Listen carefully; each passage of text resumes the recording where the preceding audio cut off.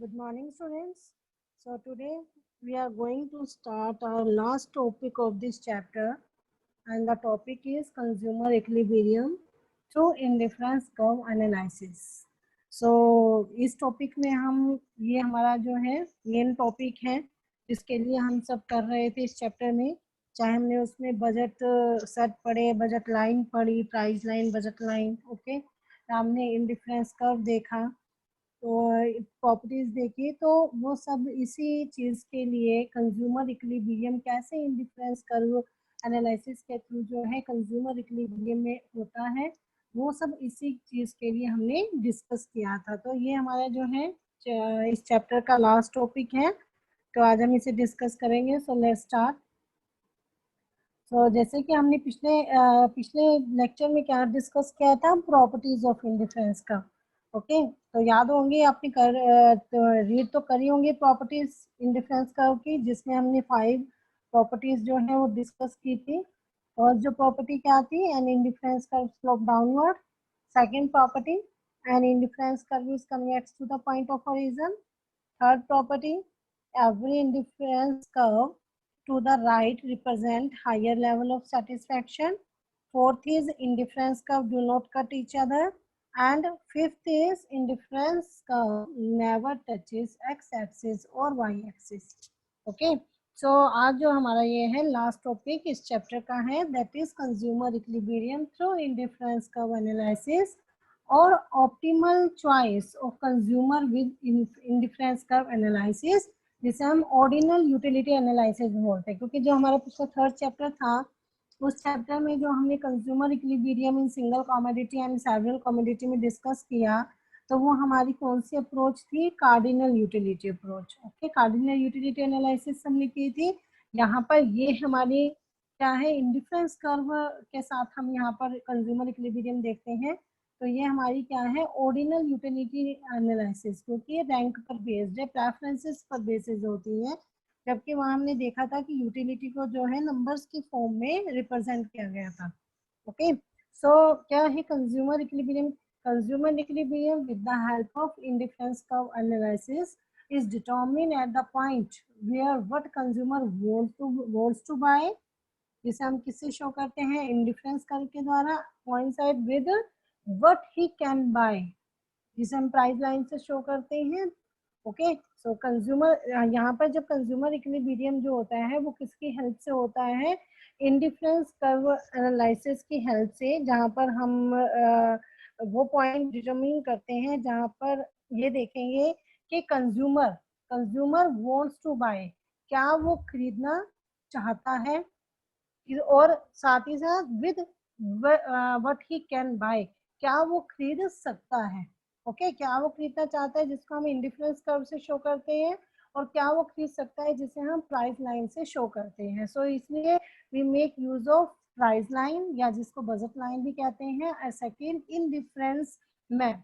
तो इतनी इसलिए मतलब हम लोग जो है यहाँ पर दोनों चीजें जो है यूज होती हैं, एक तो प्राइस लाइन या बजट लाइन, और साथ में इंडिफरेंस मैप के कंज्यूमर इक्विलिब्रियम को डिटरमिन करने के लिए इन दोनों को यूज किया जाता है, इनसे बनाया जाता है प्राइस लाइन और budget line, and second indifference map. Okay,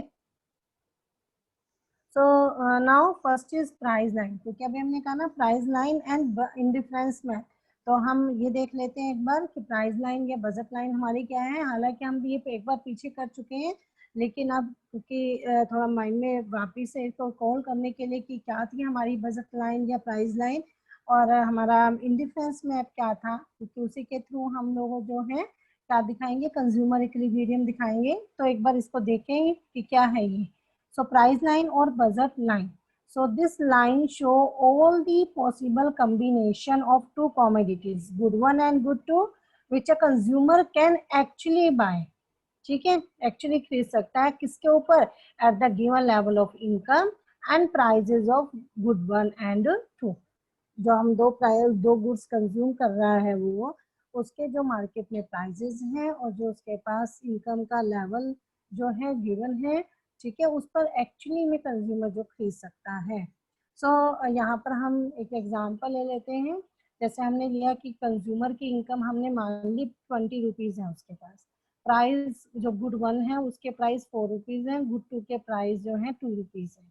सो हम यहाँ पर टेबल से शो करते हैं कि क्या कॉम्बिनेशन वो बना सकता है।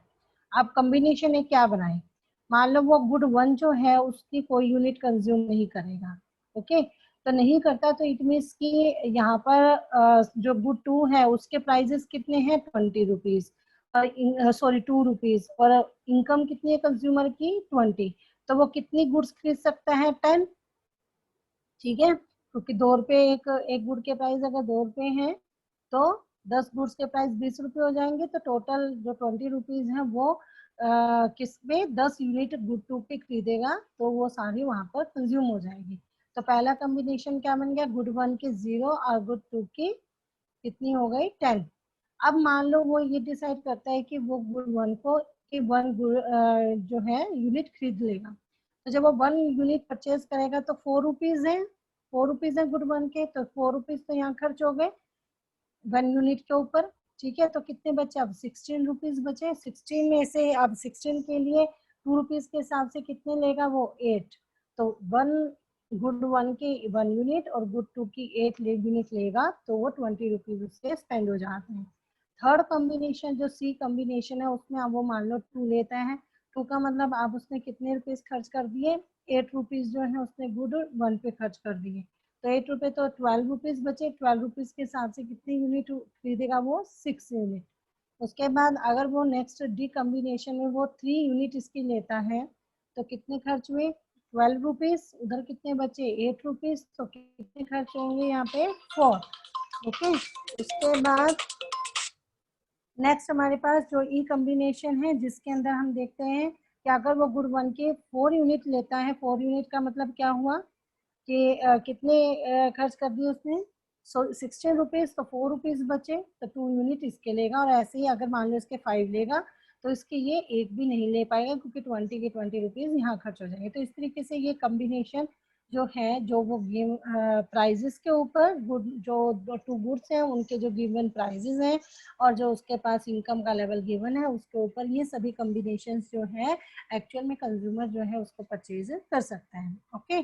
सो अगर हम बजट लाइन का या प्राइस लाइन का डायग्राम बनाएं तो दोनों तरफ क्या बन जाएगा, गुड 1 हमने ले ली है, show the good 1 on O X axis and good 2 on O Y axis, okay. Then हमने क्या करा है यहाँ पर इसके 5 थे इसके 10 तक थे, तो हमने ये लेकर ये हमारी क्या बन गई combination A B C D E F से प्राइस लाइन या बजट लाइन हमारी आ गई है ए एफ।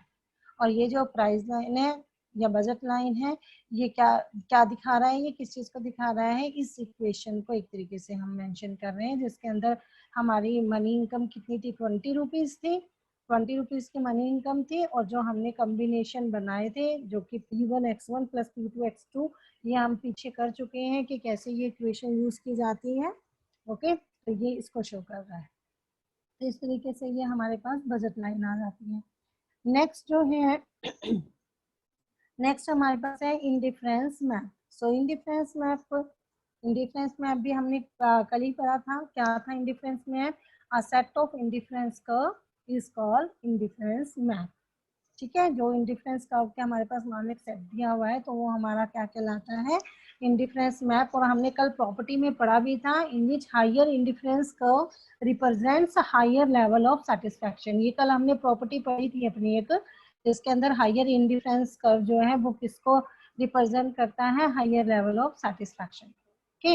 जैसे कि यहाँ पर हम देखें डायग्राम के अंदर तो यहाँ पर देखिए हमारे पास ये इंडिफरेंस मैप है, ठीक है, हमारे पास सेट हो गए कितने 4 हमने इंडिफरेंस कर्व है IC1 IC2 IC3 and IC4, okay. यहाँ पर हमने जैसे कॉम्बिनेशन लिए तो आप देख रहे हैं जो IC1 पर ए कॉम्बिनेशन जो है ये क्या this is less than B combination, B is less than C combination and C is less than D combination, क्यों है क्योंकि यहाँ पर जो है ये सब हायर इंडिफरेंस कर्व के ऊपर कॉम्बिनेशन, तो जितना आप हायर लेवल पर हायर इंडिफरेंस कर्व पर जाएंगे वहां पर जो सेटिस्फेक्शन का लेवल है उतना ही हायर होता जाता है, ठीक है। So we can say that an indifference map is a collection of indifference curves corresponding to different level of satisfaction, okay, तो ये देखिए अपने अब हमें कंज्यूमर इक्विलिब्रियम डिस्कस करना है। उसके लिए ये दोनों चीजें बहुत जरूरी थी, एक तो प्राइस लाइन या बजट लाइन और सेकंड इंडिफरेंस मैप। अब इन दोनों का यूज करके हम लोग क्या करेंगे, कंज्यूमर इक्विलिब्रियम को बताएंगे कि कैसे एक कंज्यूमर इक्विलिब्रियम में होगा इंडिफरेंस कर्व एनालिसिस में। तो देखिए consumer equilibrium, so to determine consumer equilibrium, both the price line both the price line and indifference map are combined together। दोनों को लेंगे। अब यहाँ पर इनके साथ हमारे पास एक कंज्यूमर के इक्विलिब्रियम के लिए क्या कंडीशन होनी जरूरी है। कंडीशन आपको अगर पता होंगी तो ही आप बता पाओगे कि कंज्यूमर कहाँ पर इक्विलिब्रियम में होगा। पहली कंडीशन है price line should be tangent to indifference curve. जो प्राइस लाइन है वो क्या होनी चाहिए, इंडिफरेंस कर्व से के टेंजेंट होनी चाहिए, पहला तो ये है। Second, indifference curve should be convex to the point of origin. Okay, indifference curve हमेशा कन्वेक्स होना चाहिए ओरिजिन से। And third, slope of indifference curve यानी MRS margin rate of substitution should be equal to slope of price line जो क्या थी P X by P Y.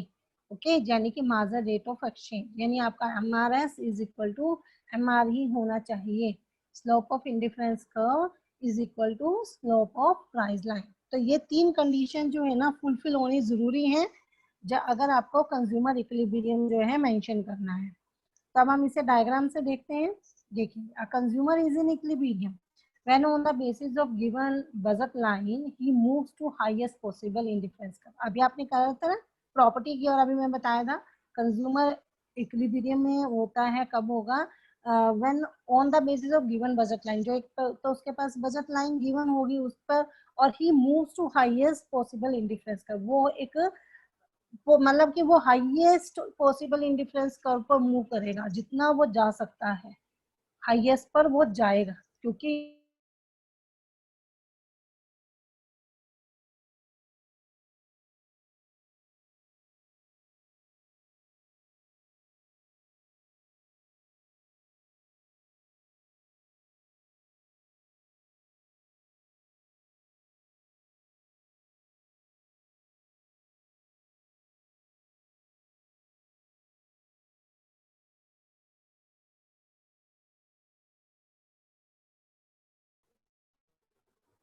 Yes. सो आप पहली कंडीशन जो थी क्या फुलफिल हो रही है कि जो आपके पास इंडिफरेंस कर्व है वो यहाँ पर बजट लाइन इस इंडिफरेंस कर्व IC2 के टेंजेंट है, पहली कंडीशन पूरी हो गई। Second condition, at point E indifference curve जो IC2 है is convex to the origin, origin से कन्वेक्स है। ये देखिए ऐसे जा रहा है तो ये कन्वेक्स है इस तरी, क्योंकि हमारा कन्वेक्स क्या होता है, ये शेप होती है और ये वाली शेप है हमारी, तो ये कन्वेक्स है। IC2 जो इंडिफरेंस कर्व है वो पॉइंट ई से कन्वेक्स है। उसके बाद third, at point E slope of IC2 यानी जो इंडिफरेंस कर्व का स्लोप है मार्जिन रेट ऑफ सब्स्टिट्यूशन, वो इस पॉइंट पर किसके इक्वल है, स्लोप ऑफ प्राइस लाइन के इक्वल है PX by PY। So students, actually a consumer is in equilibrium when he buys only that combination of two goods that is shown at the point of tangency of the budget line with an indifference curve। ये चीज आपने mind में रखनी है कि केवल एक consumer जो है वो इक्विलिब्रियम में होगा, कब होगा, when he buys only that combination, वो केवल जब वो कॉम्बिनेशन खरीद रहा होगा अपने टू गुड्स के जिसके ऊपर वो क्या दिखा रहे हैं, बजट लाइन का टेंडेंसी होनी चाहिए उस पॉइंट के ऊपर इंडिफरेंस लाइन के साथ। ठीक है, बजट लाइन टेंजेंट होनी चाहिए, जो उस टेंजेंट पॉइंट के ऊपर जो पॉइंट होता है ना वहां पे कंज्यूमर इक्विलिब्रियम में होगा। और यहाँ पर फिगर में आप देख रहे हो, इस फिगर के अंदर जो पॉइंट बी है, देखिए अब हम मान लो ये लिखते हैं दो point B and S. Okay, B and S ये क्या कर रहे हैं, ये IC1 पर, क्योंकि इंडिफरेंस कर्व IC1 है ना, IC1 सो ये दोनों पॉइंट जो हैं प्राइस लाइन इंटरसेक्ट IC1 से इंटरसेक्ट कर रहे हैं, but they are not tangent, ये टेंजेंट नहीं है। So therefore their slope can not be equal. Also point B, ये जो पॉइंट बी है, so B and S lie on lower indifference curve IC1। और हमने ये कहा है कि कंज्यूमर जो है ना वहां तक जरूर जाएगा जहां पर उसको हायर लेवल ऑफ सेटिस्फेक्शन मिले, हायर इंडिफरेंस कर पर जहां तक वो जा सकता है वहां तक जाएगा। तो यहाँ पर बी एंड एस के ऊपर तो वो इंडिफरेंस कर IC1 पर है, और जब वो IC2 पर जा सकता है तो वो यहाँ पर कैसे इक्विलिब्रियम में होगा, तो वो lower level of satisfaction to लेगा। ठीक है, तो IC1 पर जो है वो वहां पर है, बी एंड एस जो है वो लोअर इंडिफरेंस कर्व IC1 पर है, एंड जो कि क्या है, डिजायरेबल नहीं है। सो इसी तरीके से अगर हम बात करें पॉइंट जी की जो IC3 पर है, और पॉइंट एच की जो IC4 पर है, they are desirable but not attainable. Attend ही नहीं कर सकते हम इन्हें, क्योंकि they are to the right of budget line. Budget line के ऊपर है, राइट में है, जहाँ पर हम जब हमारी बजट ही नहीं है हमारा, तो हम यहाँ तक कैसे पहुंच सकते हैं, तो ये हमारे लिए अटेंडेबल नहीं है। इसीलिए जो पॉइंट ई है बजट लाइन पर जो लोकेट है, point E is the optimal choice. Okay, so अब एक क्वेश्चन होता है कि why must MRS be equal to ratio of price of two goods, या फिर आप ये कहें कि क्यों जो स्लोप है इंडिफरेंस कर्व का वो बजट लाइन के स्लोप के इक्वल होना चाहिए, ऐसा क्यों होना चाहिए। अब given that the two goods consumed are X and Y, okay, दो गुड्स हम कंज्यूम कर रहे हैं X and Y, and assuming that the consumer wants more of X in place of Y, हम ये मानते हैं कि कंज्यूमर जो है वो एक्स को ज्यादा खरीदना चाहता है, कंज्यूम करना चाहता है, किसके कंपैरेटिवली, वाई की। So then margin rate of substitution is the rate, ये हमें पता है कि margin rate of substitution is the rate at which the consumer is willing to sacrifice units of Y to obtain one more unit of X. And MRE जो price line का है, margin rate of exchange, is the rate at which consumer has to sacrifice Y unit to obtain one more unit of X. ठीक है, सो transaction can happen, तो ये जो transaction है ये कभी हो सकती है, तो transaction can happen only if margin rate of substitution is higher than price ratio और at least equal to margin rate of exchange. या तो ये या तो मार्जिन रेट ऑफ सब्स्टिट्यूशन ज्यादा होना चाहिए किससे, MRE से, या एटलीस्ट उसके इक्वल हो, तभी ये हो सकता है, अदरवाइज पॉसिबल ये ट्रांजेक्शन नहीं है। So consumer equilibrium is struck when margin rate of substitution is equal to margin rate of exchange या price ratio. Okay students, so today this chapter is completed.